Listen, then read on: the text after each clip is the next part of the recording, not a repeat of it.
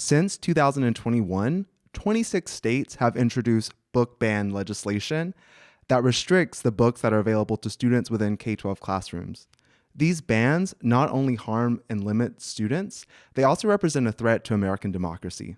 I'm Dr. Cody Miller, he, him, his, an assistant professor of English education at SUNY Brockport. And I'm Kristen Prohl. My pronouns are she, her, hers, and I'm an associate professor in the English department. Today we're going to discuss these book bans, a bit of their history, and what the battles over English curriculum can tell us about the state of American democracy.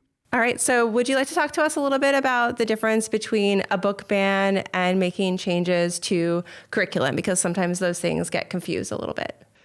Yeah, that's an excellent question. And right now we're seeing these two simultaneous things happen within school curriculum, where we see some teachers say, I need to update texts that I've always taught. So for instance, To Kill a Mockingbird, The Great Gatsby, books that are often considered part of the canon, saying I need to update those with more contemporary titles. So perhaps a title like The Hate You Give, perhaps a title like Aristotle and Dante Discovered the Secrets of the Universe.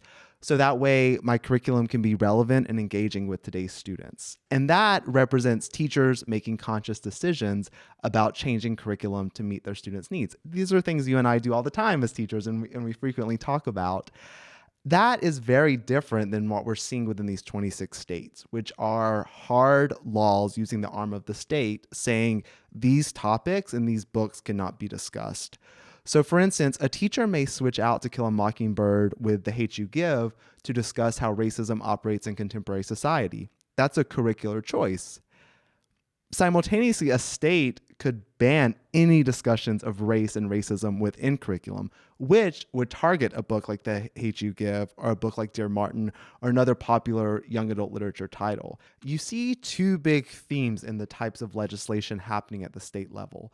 So on the one hand, it's literal bans, right? You cannot teach these books and giving specific titles. You also see laws that seek to ban conversations about racism, homophobia, any kind of form of discrimination or harm.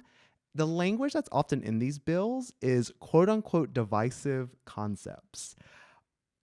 Coupled with that language is also language that says you can't teach any material that suggests flaws of the United States. So you see this kind of mandated patriotism in these laws. So for instance, you couldn't teach about the ways that the United States is built on native genocide and the enslavement of Africans, because that could paint the United States in a negative light. So these laws will hide behind language like divisive concepts, which we always have to ask, divisive for who? Books have been the subject of bans and censorship in the United States since the Puritan era. And so that's not really a new thing. I think that one of the things that is new that's happening recently is that in the last year or so, there's been an unprecedented rise in censorship and bans of books in school districts. I see that as a reflection of both contemporary anxieties, but also of the ways in which sometimes children and the concept of the vulnerability of children to outside influences is sometimes co-opted for people for different kinds of political purposes. The New York Times journalist Jamel Bouie wrote a really great op-ed where he traces the rise of these bans on discussion of racism in classrooms to the 2020 Black Lives Matter protest, which by many accounts represent the largest global protest. Black Lives Matter protests were not just happening in cities, they were happening in small towns. They cut across racial demographics, across age. And so we see this big social movement that certainly is causing anxiety among folks who don't support that progress. You're seeing this movement in the summer, and what's met in the fall? Book bans.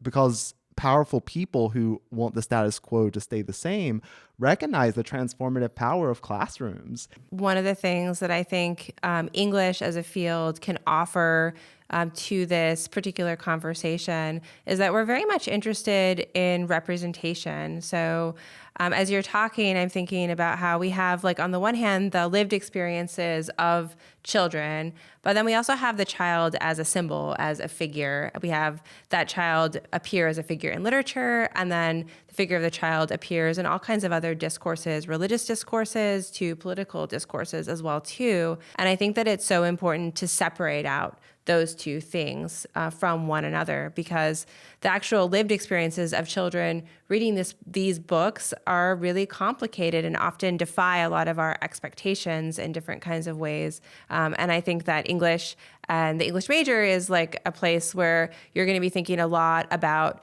representation and cultural representations and how those are tied in to the different kinds of arguments that people make. I love your point about the symbol of the child, because in the English education program, we often think about curriculum and what does the curriculum say about how schools think you should be as an adolescent.